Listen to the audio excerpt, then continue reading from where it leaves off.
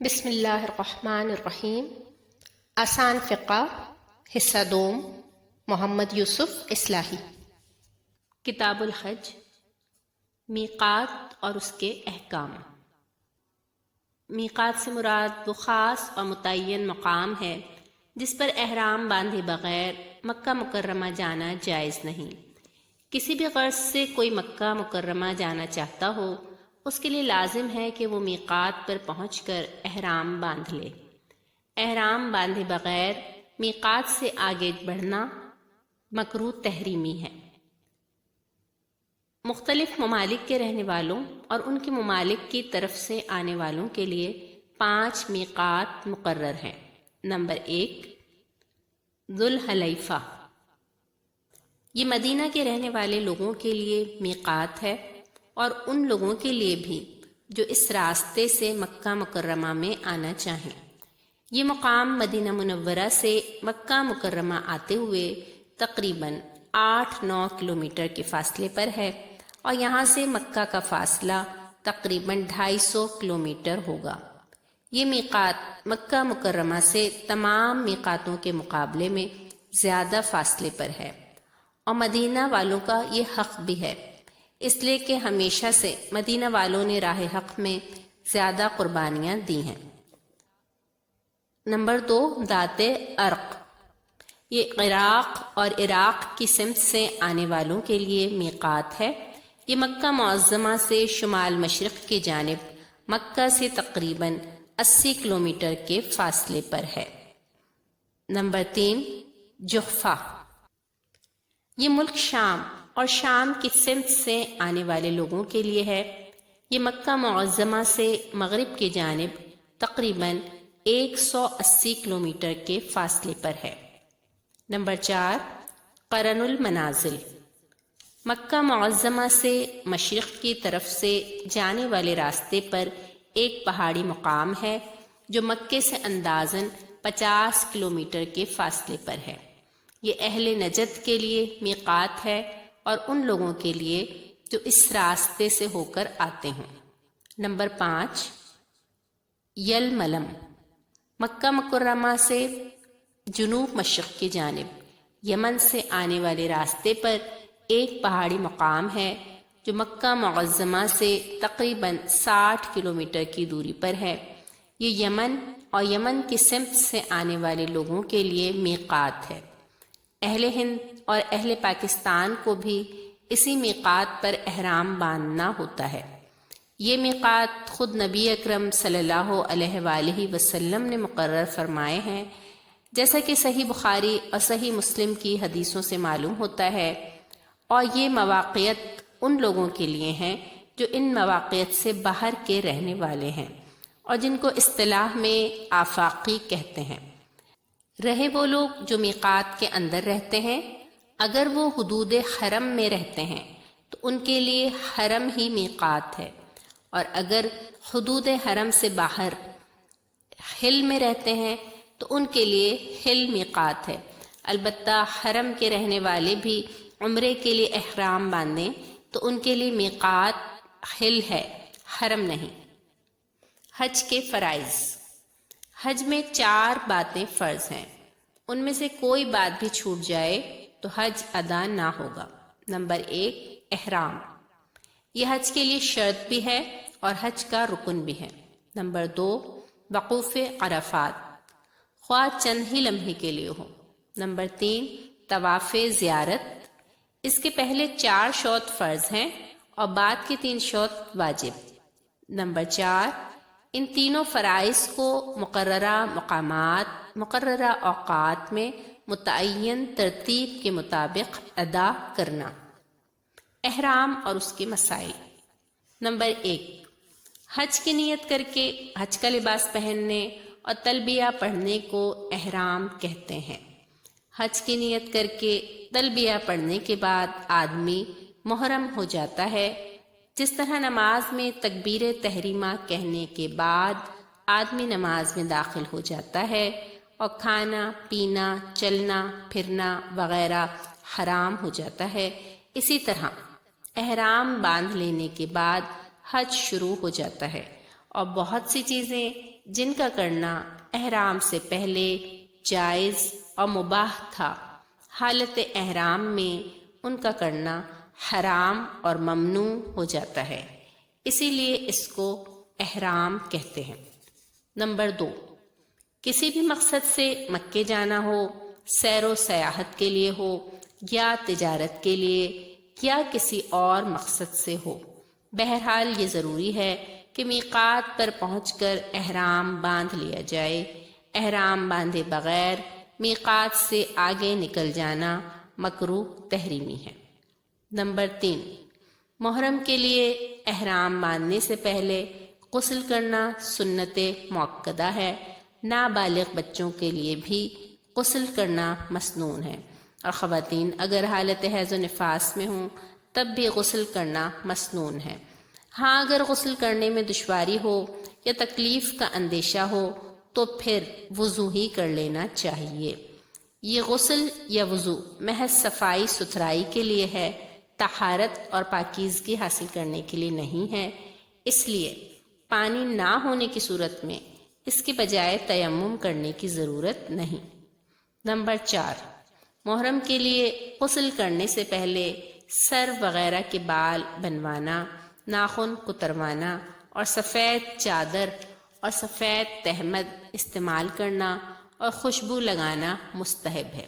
Number 5، میقات پر پہنچنے سے پہلے بھی احرام باندھنا جائز ہے، اور اگر احرام کے آداب کا پاس و لحاظ ہو سکے تو افضل ہے، اور میقات پر پہنچنے کے بعد تو احرام باندھ لینا واجب ہے۔ حالت احرام میں ممنوع کام، ان میں سے بعض کام تو وہ ہیں جن کا کرنا ہر حالت میں ممنوع اور گناہ ہے، لیکن احرام میں ان کا ارتکاب اور زیادہ برا ہے۔ نمبر 1، جنسی افعال میں مبتلا ہونا، جن سے گفتگو کرنا، اپنی بیوی سے بھی اس طرح کی گفتگو سے لذت اندوز ہونا ممنوع ہے۔ نمبر 2، خدا کی نافرمانی اور گناہ میں مبتلا ہونا۔ نمبر 3، لڑائی جھگڑا اور گالی گلوچ کرنا، سخت کلامی سے بھی پرہیز کرنا چاہیے۔ نمبر 4، جنگلی جانور کا شکار کرنا، نہ صرف خود شکار کرنا حرام ہے بلکہ شکار کرنے والے کے ساتھ کسی قسم کا تعاون کرنا یا شکار کرانے میں اس کی رہنمائی کرنا یا شکار کی طرف اشارہ کرنا بھی ممنوع ہے۔ نمبر 5، سلے ہوئے کپڑے مثلاً قمیض، پاجامہ، شیروانی، کوٹ، پتلون، ٹوپی، موزہ، دستانے، بنیان وغیرہ پہننا۔ خواتین کے لیے جائز ہے کہ شلوار قمیص پہن لیں، موزے بھی پہن سکتی ہیں اور چاہیں تو زیور بھی استعمال کر سکتی ہیں۔ نمبر 6، شوخ اور خوشبودار رنگ میں رنگے ہوئے کپڑے پہننا۔ خواتین ریشمی کپڑے پہن سکتی ہیں اور رنگین کپڑے بھی، البتہ رنگ خوشبودار نہ ہونا چاہیے۔ نمبر 7، سر اور چہرے کا چھپانا۔ خواتین ضرورت کے وقت کسی پنکھے اور چادر وغیرہ سے چہرے کی آڑ کر لیں تو جائز ہے۔ نمبر 8، سر اور داڑھی وغیرہ کا ختمی یا صابن وغیرہ سے دھونا۔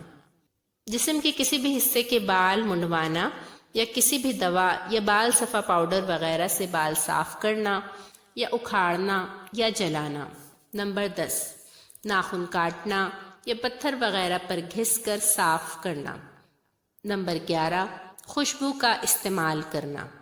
نمبر 12، تیل کا استعمال کرنا۔ حالت احرام میں جائز کام۔ اوپر جن ممنوع باتوں کا ذکر کیا گیا ہے ان کے علاوہ ساری باتیں جائز ہیں، چند باتیں بطور مثال لکھی جاتی ہیں۔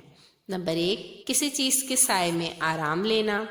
نمبر 2، نہانا اور سر دھونا مگر صابن وغیرہ سے نہ دھوئے۔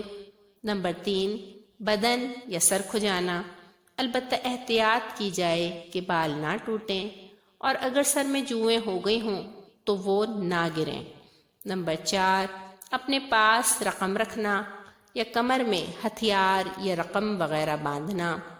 نمبر 5، خالی اوقات میں تجارت کرنے میں بھی کوئی مضائقہ نہیں۔ قرآن پاک میں ہے، اعوذ باللہ من الشیطان الرجیم لیس علیکم جناح ان تبتغوا فضلا من ربکم، دوران حج میں اگر تم اپنے پروردگار کا فضل بھی تلاش کرتے جاؤ تو کوئی مضائقہ نہیں۔ نمبر 6، احرام کے کپڑے بدلنا اور ان کو دھونا۔ نمبر 7، انگوٹھی اور گھڑی وغیرہ پہننا۔ نمبر 8، سرما لگانا مگر سرما خوشبودار نہ ہو۔ نمبر 9، ختنہ کرنا۔ نمبر 10، نکاح کرنا۔ نمبر 11، موذی جانور کو مارنا، مثلا چیل، کوا، چوہا، سانپ، بچھو، شیر، چیتا، بھیڑیا، کتا وغیرہ۔ نبی صلی اللہ علیہ وآلہ وسلم کا ارشاد ہے، حرم میں اور احرام کی حالت میں 5 قسموں کے جانوروں کو مارنے میں کوئی مضائقہ نہیں: چوہا، کوا، چیل، بچھو اور حملہ کرنے والا کتا یعنی درندہ۔ نمبر 12، بحری شکار کرنا بھی جائز ہے، اور اگر کوئی غیر محرم اپنے لیے خوشی کا شکار مار کر محرم کو تحفے میں دے تو اس کا کھانا بھی جائز ہے۔ احرام کا طریقہ: اچھی طرح بال، ناخن وغیرہ بنوا کر اور غسل کر کے خوشبو لگائے اور احرام کے کپڑے یعنی ایک چادر اور ایک تہمد زیب تن کر لے، پھر 2 رکعت نفل نماز پڑھ کر حج یا عمرے کی نیت کر کے تلبیہ پڑھے۔ اگر مفرد ہو تو خالی حج کی نیت کرے، قارن ہو تو حج اور عمرہ دونوں کی نیت کرے، اور متمتع ہو تو پہلے عمرے کی نیت کر کے عمرہ کرے اور عمرے سے فارغ ہو کر حج کی نیت کرے۔ مفرد، قارن، متمتع کے لیے آپ کتاب کے صفحہ نمبر 28 اور 29 کو دیکھ لیجئے گا۔ تلبیہ پڑھتے ہی احرام بندھ جاتا ہے اور وہ شخص محرم ہو جاتا ہے۔ تلبیہ کی بجائے اگر قربانی کا اونٹ مکے کی طرف روانہ کر دے تو وہ تلبیہ کے قائم مقام ہو جائے گا۔ تلبیہ اور اس کے مسائل: حج کی نیت کرتے ہی زائر حرم جو کلمات کہتا ہے اس کو تلبیہ کہتے ہیں۔ تلبیہ یہ ہے: لبیک اللہم لبیک، لبیک لا شریک لک لبیک، ان الحمد والنعمت لک والملک لا شریک لک۔ میں حاضر ہوں، اے اللہ میں حاضر ہوں، تیری پکار پر تیرے حضور حاضر ہوں، تیرا کوئی شریک نہیں۔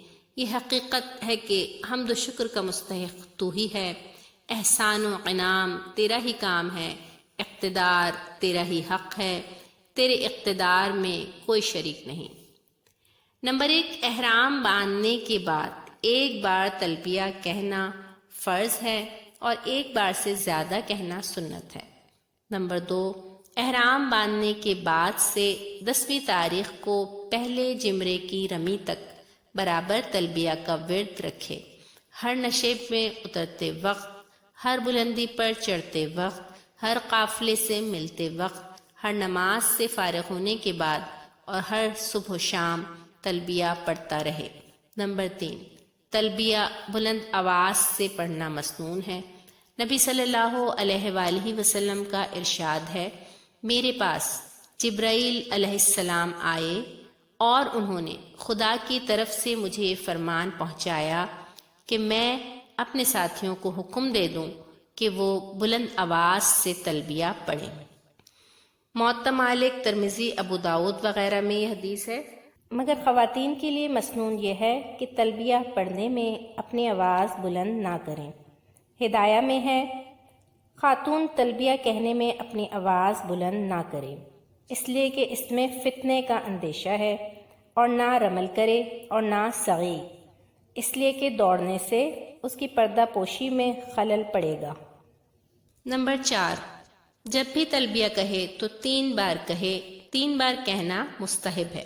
نمبر 5، تلبیہ کہتے وقت گفتگو کرنا مکروہ ہے، البتہ سلام کا جواب دینے کی اجازت ہے۔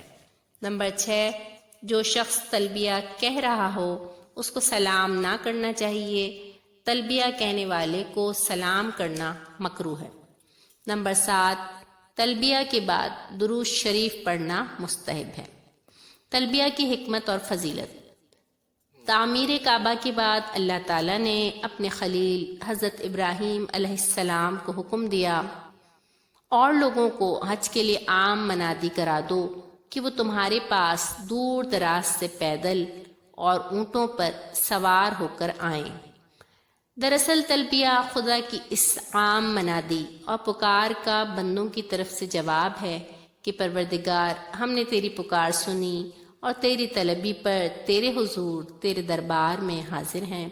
زائر حرم میں رہ کر بار بار یہ صدا لگاتا ہے تو در حقیقت وہ کہتا ہے کہ پروردگار، تو نے ہمیں اپنے گھر میں حاضری کا حکم دیا تھا اور ہم صرف تیری محبت میں سب کچھ چھوڑ چھاڑ کر دیوانہ وار حاضر ہو گئے۔ ہم تیرے اس احسان اور توفیق کا شکر ادا کرتے ہیں، تیری توحید کا اقرار کرتے ہیں۔ یہ صدا مومن کے رگ و پے میں توحید کے عقیدے کو پیوست کرتی ہے کہ اس کے وجود کا مقصد دنیا میں صرف یہ ہے کہ وہ توحید کا پیغام عام کرے۔ نبی صلی اللہ علیہ وآلہ وسلم نے تلبیہ کی فضیلت بتاتے ہوئے ارشاد فرمایا، جب بھی کوئی مسلمان بندہ لبیک کی صدا لگاتا ہے تو اس کے ساتھ وہ ساری چیزیں لبیک پکار اٹھتی ہیں جو اس کے آس پاس موجود ہیں، خواہ وہ پتھر، درخت اور مٹی کے ڈھیلے ہی ہوں، یہاں تک کہ یہ زمین ادھر سے بھی ختم ہو جاتی ہے اور ادھر سے بھی، یعنی یہ سلسلہ پوری زمین پر بھی پھیل جاتا ہے۔ نیز نبی صلی اللہ علیہ وآلہ وسلم نے فرمایا، جو محرم بھی پورے دن لبیک لبیک پکارتا ہے یہاں تک کہ سورج غروب ہو جائے تو اس کے سارے گناہ فنا ہو جاتے ہیں اور وہ ایسا پاک صاف ہو جاتا ہے جیسا کہ اس کی ماں نے اسے جنم دیا تھا۔ تلبیہ کے بعد کی دعا۔ اللہم انی اسألک رضوانک والجنت واعوذ برحمتک من النار۔ اے اللہ، میں تجھ سے تیری رضا اور جنت کا بھکاری ہوں اور تیرے دامن رحمت میں دوزخ کی آگ سے پناہ ڈھونڈتا ہوں۔ حضرت عمارہ بن خزیمہ اپنے والد سے روایت کرتے ہیں، نبی صلی اللہ علیہ وآلہ وسلم احرام باندھنے کے لیے تلبیہ پڑھتے تو تلبیہ پڑھنے کے بعد اللہ سے اس کی رضا اور جنت کا سوال کرتے اور اس کی رحمت کے طفیل جہنم کی آگ سے پناہ مانگتے۔ احرام کے بعد زائر حرم جو دعا چاہے مانگے اور خوب مانگے، لیکن پہلے اس مسنون دعا کا اہتمام ضرور کرے۔ یہ بڑی جامع دعا ہے۔ خدا کی رضا اور جنت کا حصول اور آتش جہنم سے نجات، یہی مومن کی انتہائی تمنا اور اس کی دوڑ دھوپ کا حاصل ہے۔ وقوف اور اس کے مسائل۔ نمبر 1، وقوف کے معنی ہیں کھڑا ہونا اور ٹھہرنا۔ حج کے دوران 3 مقامات پر وقوف کرنا ہوتا ہے اور تینوں کے احکام مختلف ہیں۔ نیز وقوف کا عمل کرنے کے ان مقامات میں پہنچ جانا ضروری ہے۔ وقوف کی نیت کرنا اور کھڑا ہونا ضروری نہیں۔ اہل حدیث کے نزدیک وقوف کی نیت کرنا شرط ہے۔ نمبر 2، سب سے اہم وقوف عرفات ہے۔ عرفات ایک نہایت وسیع اور کشادہ میدان ہے۔ حرم کی حدود جہاں ختم ہوتی ہیں وہیں سے عرفات کا علاقہ شروع ہو جاتا ہے۔ یہ میدان مکہ مکرمہ سے تقریباً 15 کلومیٹر کے فاصلے پر ہے۔ میدان عرفات میں وقوف حج کے ارکان میں سب سے بڑا رکن ہے، بلکہ ایک موقع پر تو نبی صلی اللہ علیہ وآلہ وسلم نے وقوف عرفات ہی کو حج فرمایا ہے۔ آپ صلی اللہ علیہ وآلہ وسلم کا ارشاد ہے، الحج عرفہ، عرفے میں وقوف ہی حج ہے۔ عرفے کے دن جب میدان عرفات میں لاکھوں انسان ایک ہی لباس پہنے اپنے خدا کے حضور عجز و احتیاج کی تصویر بنے کھڑے ہوتے ہیں تو اتنے وقت کے لیے انسان اس دنیا سے اٹھ کر گویا میدان حشر میں پہنچ جاتا ہے۔ یہ بڑا ہی ایمان افروز منظر ہوتا ہے۔ میدان عرفات میں وقوف کر کے دراصل میدان حشر کی یاد تازہ ہوتی ہے۔ وقوف عرفات کی اہمیت یہ ہے کہ اگر کسی وجہ سے حاجی 9 ذی الحج کو دن میں یا اس دن کے بعد والی رات میں کسی وقت بھی عرفات میں نہ پہنچ سکا تو اس کا حج نہ ہوگا۔ حج کے دوسرے مناسک طواف، سعی، رمی وغیرہ رہ جائیں تو ان کی تلافی ممکن ہے، لیکن وقوف عرفہ رہ جائے تو اس کی تلافی کی کوئی صورت نہیں۔ نمبر 3، وقوف عرفات کا وقت 9 ذی الحج کو بعد زوال ظہر و عصر کی نماز پڑھنے کے بعد ہے، لیکن چونکہ یہ حج کا رکن اعظم ہے اور اسی پر حج کا دار و مدار ہے، اس لیے اس کے وقت میں کشادگی کر کے سہولت دی گئی ہے کہ اگر کوئی شخص 9-10 ذی الحج کی درمیانی شب میں صبح صادق سے پہلے کسی وقت بھی لمحے بھر کے لیے عرفات پہنچ جائے تو اس کا وقوف معتبر ہوگا اور اس کا حج ادا ہو جائے گا۔ وقوف عرفات جتنا زیادہ طویل ہو اچھا ہے۔ اس شعور اور تصور کے ساتھ خدا کے حضور کھڑا ہونا کہ گویا میدان حشر ہے اور میں سب سے بے تعلق تنہا اپنا معاملہ چکانے کے لیے اور اس سے رحم و کرم کی بھیک مانگنے کے لیے سراپا احتیاج اس کے حضور کھڑا ہوں، مومن کی زندگی کا سب سے قیمتی وقت ہے، اور کیا معلوم زندگی میں پھر یہ سعادت نصیب ہوتی ہے یا نہیں۔ اس لیے ایمان و احتساب کی قوتوں کو زندہ رکھتے ہوئے پورے شعور کے ساتھ اس شب و روز کے ایک ایک لمحے کی اہمیت کو محسوس کرنا چاہیے۔ نبی صلی اللہ علیہ وآلہ وسلم کے بارے میں حضرت جابر رضی اللہ عنہ کا بیان ہے، پھر ظہر اور عصر کی نماز پڑھنے کے بعد آپ صلی اللہ علیہ وآلہ وسلم اپنی ناقہ قصوہ پر سوار ہوئے اور میدان عرفات میں خاص وقوف کی جگہ پر آئے، اور آپ صلی اللہ علیہ وآلہ وسلم نے اپنی اونٹنی قصوہ کا رخ ادھر کر دیا جدھر پتھر کی بڑی بڑی چٹانیں ہیں، اور پیدل مجمع کو اپنے سامنے کر کے آپ صلی اللہ علیہ وآلہ وسلم قبلہ رو ہو گئے اور وہیں کھڑے رہے یہاں تک کہ آفتاب غروب ہونے کا وقت آ گیا اور آفتاب کی زردی بھی ختم ہو گئی، یہاں تک کہ آفتاب بالکل غروب ہو گیا۔ آپ صلی اللہ علیہ وآلہ وسلم مزدلفہ کے لیے روانہ ہوئے۔ نمبر 5، وقوف عرفات کی اہمیت اور فضیلت بتاتے ہوئے نبی صلی اللہ علیہ وآلہ وسلم نے فرمایا، کوئی دن ایسا نہیں ہے جس میں اللہ عرفہ کے دن سے زیادہ وسیع پیمانے پر اپنے بندوں کو جہنم کی آگ سے رہائی بخشتا ہو۔ اس دن اللہ اپنے بندوں کے بہت قریب آ جاتا ہے اور فرشتوں کے سامنے اپنے بندوں پر فخر کرتے ہوئے ان سے کہتا ہے، فرشتوں دیکھتے ہو یہ بندے کیا چاہتے ہیں۔ حضرت انس ابن مالک رضی اللہ عنہ کا بیان ہے کہ نبی صلی اللہ علیہ وآلہ وسلم نے میدان عرفات میں وقوف فرمایا، آفتاب غروب ہونے ہی کو تھا کہ آپ صلی اللہ علیہ وآلہ وسلم نے حضرت بلال رضی اللہ عنہ کو اشارہ کیا کہ لوگوں کو خاموش کر دو۔ حضرت بلال رضی اللہ عنہ نے لوگوں سے کہا، خاموش ہو جاؤ۔ تو نبی صلی اللہ علیہ وآلہ وسلم نے کہا، لوگوں ابھی ابھی میرے پاس جبرائیل علیہ السلام آئے تھے، انہوں نے مجھے خدا کا سلام اور پیغام پہنچایا کہ اللہ نے تمام عرفات والوں کو بخش دیا۔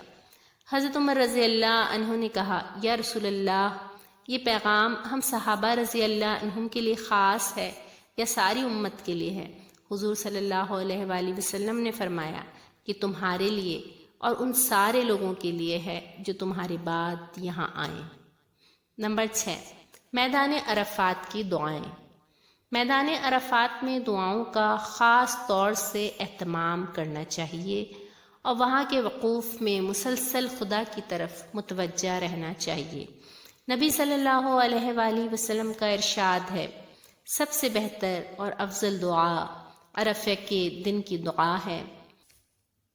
ذیل میں چند مسنون دعائیں نقل کی جاتی ہیں۔ نمبر 1، میدان عرفات میں آپ صلی اللہ علیہ وآلہ وسلم نے یہ دعا کثرت سے مانگی ہے، اللہم لک الحمد کالذی تقول وخيرا مما نقول. اللهم لك صلاتي ونسكي ومحياي ومماتي وإليك مآبي ولك ربي تراتي. اللهم إني أعوذ بك من عذاب القبر ووسوسة الصدر وشتات الأمر. اللهم إني أعوذ بك من شر ما تجئ به الريح.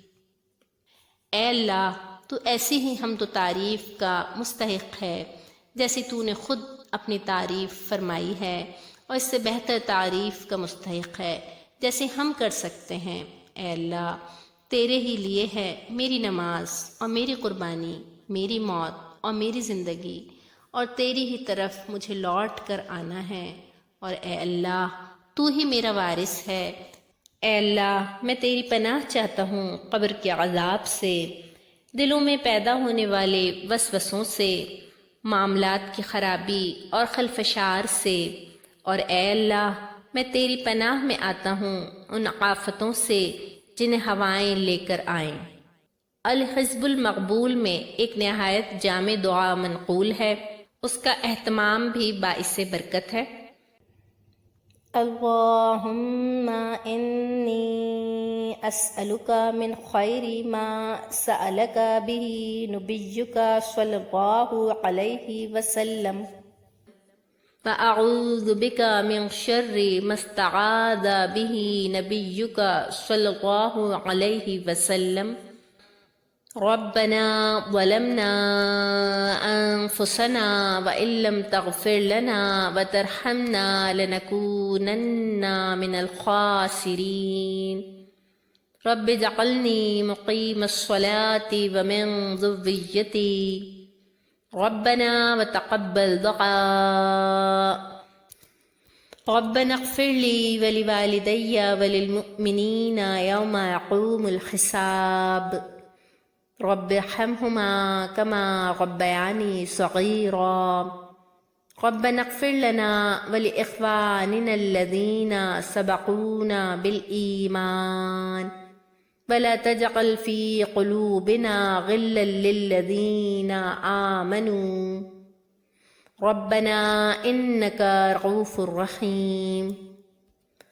ربنا إنك أنت السميع العليم فتب علينا إنك أنت التواب الرحيم. ولا حول ولا قوة إلا بالله العلي العظيم.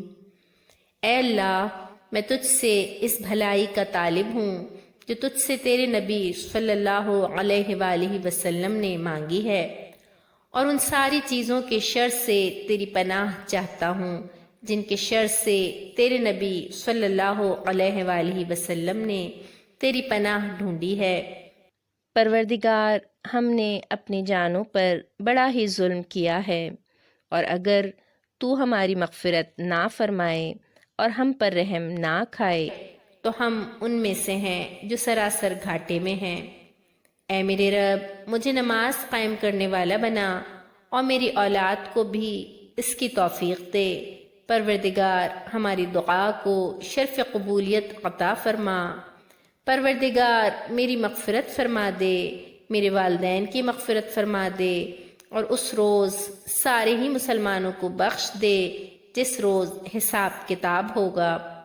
اے میرے رب، میرے ماں باپ دونوں پر رحم فرما، جس طرح دونوں نے میرے بچپن میں رحمت و شفقت کے ساتھ میری پرورش کی ہے۔ پروردگار، ہماری مغفرت فرما اور ہمارے ان بھائیوں کی مغفرت فرما جو ایمان لانے میں ہم سے سبقت لے گئے ہیں، اور ہمارے دلوں میں ان کے خلاف کوئی کینہ کپٹ نہ ہونے دے جو ایمان لائے۔ ہمارے پروردگار، بلا شبہ تو بہت ہی مہربان اور بڑا رحم کرنے والا ہے۔ پروردگار، بے شک تو سب کچھ سننے والا اور سب کچھ جاننے والا ہے۔ تو ہماری توبہ قبول فرما، بے شک تو بہت زیادہ توبہ قبول کرنے والا ہے اور بہت زیادہ رحم کھانے والا ہے۔ معصیت سے بچنے کی کوئی طاقت اور فرما برداری کے استطاعت کہیں سے حاصل نہیں ہو سکتی سوائے اللہ کے جو بہت ہی بلند اور بڑی ہی عظمت والا ہے۔ نبی صلی اللہ علیہ وآلہ وسلم نے ہدایت فرمائی کہ میدان عرفات میں یہ دعا کثرت سے کرتے رہو۔ ربنا آتنا فی الدنیا حسنۃ وفی الآخرۃ حسنۃ وقنا عذاب النار۔ اے ہمارے پروردگار، ہمیں دنیا میں بھی بھلائی عطا کر اور آخرت میں بھی بھلائی دے اور ہمیں جہنم کی آگ سے بچا۔ ان مسنون دعاؤں کے علاوہ کچھ اور مسنون دعائیں بھی ہیں جو پڑھی جا سکتی ہیں، اور ان کے علاوہ بھی آدمی دنیا اور آخرت کی بھلائی کی جو دعائیں مانگنا چاہے مانگے، اور خوب مانگے، اس لیے کہ اس وقت خدا بندے پر بہت ہی مہربان ہوتا ہے اور اپنے مہمان کو محروم نہیں کرتا۔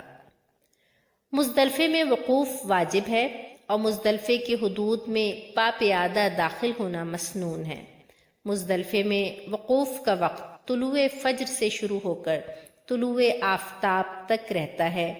اگر طلوع فجر سے پہلے وقوف کیا یا طلوع آفتاب کے بعد کیا تو یہ وقوف معتبر نہ ہوگا۔ مزدلفہ میں وقفے وقفے سے تلبیہ، تہلیل اور تحمید کہنا مستحب ہے، اور مزدلفے میں ایک شب گزارنا مسنون ہے۔